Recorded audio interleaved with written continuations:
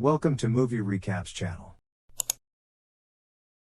The movie opens in outer space with the starship Avalon on autopilot heading to the colony world of Homestead 2 during a mass exodus of Earth's population. The crew and the 5,000 passengers are all in hibernation pods for the 120-year journey.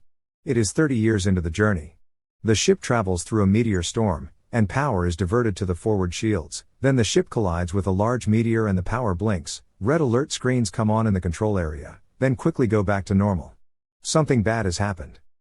Jim Preston, a mechanical engineer, wakes up in his pod with a cheery computer voice telling him that soon they will be arriving at Homestead 2. He is told that it is normal to feel confused and weak after being in hibernation. The wristband on his arm is scanned, and the computer leads him to his cabin where he sleeps. The next day he wakes up, tries to decide what to wear when meeting fellow passengers, then makes his way to a cafeteria where he is the only one. He goes to an orientation session about life as a colonist on Homestead, but he is the only one there. The cheery computer-generated instructor cannot understand his question about why no one else is there. Jim goes to the main concourse and gets no help from the information kiosk. He finds an office where he can send a message to the Homestead company, that he is warned will be expensive. He sends a message explaining he is the only one awake and needs help, then finds out it will be 15 years before anyone on Earth receives his message. He is on his own. Jim finds manuals for all the ship equipment. He studies the manual on the hibernation pods but cannot find a way to get it started again once the person has woken up. He cannot get into the area where the crew pods are to try and wake anyone for help, and he cannot get into the command area. His wristband does not give him the proper clearance. Jim finds the robot bartender Arthur who he can talk to, but the robot is programmed to dispense bartender advice, like if you don't like where you are, change things. Jim is a general class passenger with a basic cabin, and he breaks into a suite with nicer amenities. A year passes as Jim makes use of the ship's entertainment facilities, but without other people, he becomes more desperately lonely. He goes to an area where passengers can put on a space suit and go outside while safely tethered to the ship. Jim contemplates suicide by opening the airlock without a spacesuit, but stops himself and runs into the pod area. He trips near a pod with a lovely woman inside, Aurora. He studies her passenger profile she had recorded before the ship set sail. She is a journalist and is traveling to Homestead to have an adventure and learn about why people choose to be a colonist. He reads her stories and thinks she is perfect. He wrestles with himself about waking her up, knowing that it will doom her to die on the ship, but he cannot stand the isolation after a year alone, so he manually makes her pod wake her up, hiding before she can see him.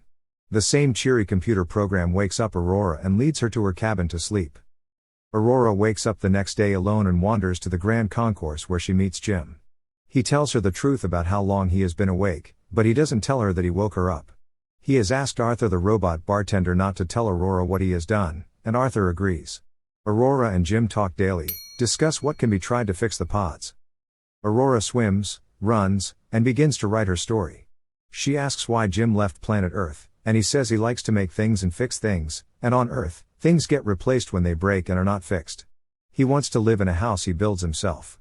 Her plan was to travel to the colony, spend a year there talking to colonists about why they left Earth, then return to Earth.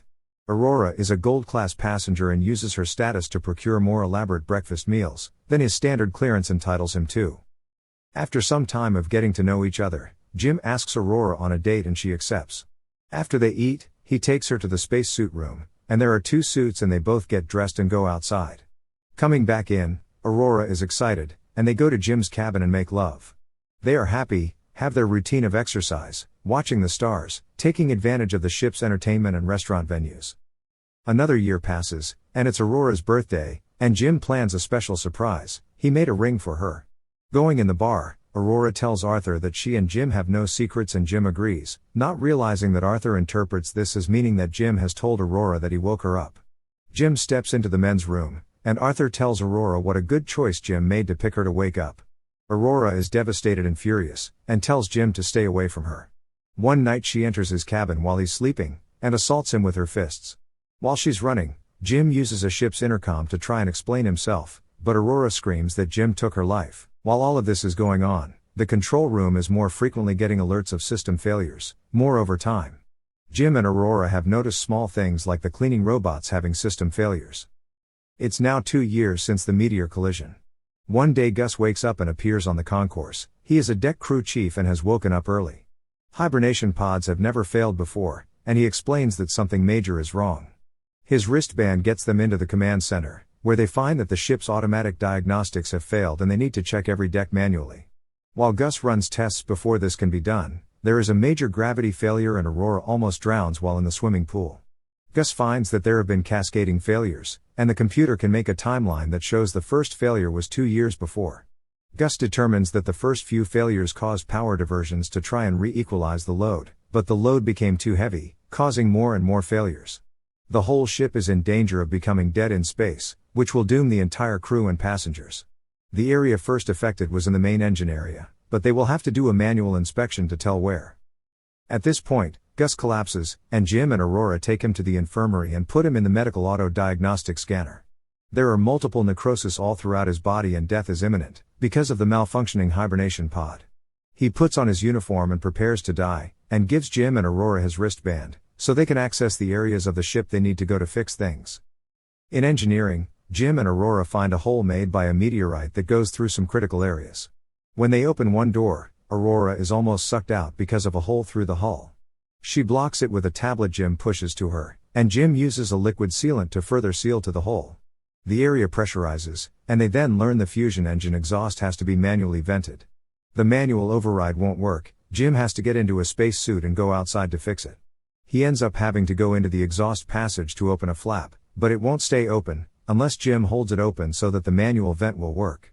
Aurora, now desperate not to lose Jim, argues with him over the radio, but she pulls the lever. Jim is pushed out, his tether breaks, and there is a hole in his suit. He tells Aurora goodbye. She runs to get into a spacesuit herself and goes to look for him. She retrieves Jim by grabbing his tether, but when they get inside, he is unresponsive.